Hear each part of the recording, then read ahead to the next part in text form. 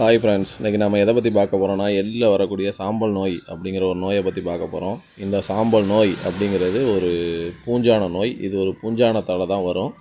இது அதிகமாக எள்ளில் எந்த பட்டத்தில் வரும் அப்படின்னு பார்த்தீங்கன்னா, கார்த்திகை மாதத்தில் விதைக்கக்கூடிய பட்டத்தில் வரும். ஏன்னா கார்த்திகை மாதத்தில் வெப்பநிலை கம்மியாக இருக்கும். அது ஏற்ற சூழ்நிலை, அதனால் அந்த பட்டத்தில் வரும். இதோட அறிகுறி என்னென்னா, இலைகளுடைய மேற்பகுதியில் பார்த்திங்கன்னா வெள்ளை கலரில் புள்ளி போல் தோன்றும். அதுக்கப்புறம் இடையனுடைய அடிப்பகுதி மஞ்சளாக மாறி இலை கொட்ட ஆரம்பிக்கும்.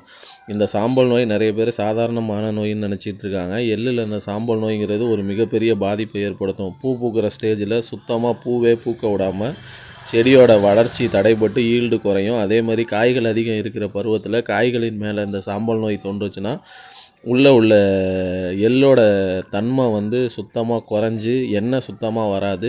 அதிக அளவில் ஈல்டு பாதிக்கும். பெரிய அளவில் சேதத்தை ஏற்படுத்தும். இது ஒரு பூஞ்சான நோய்.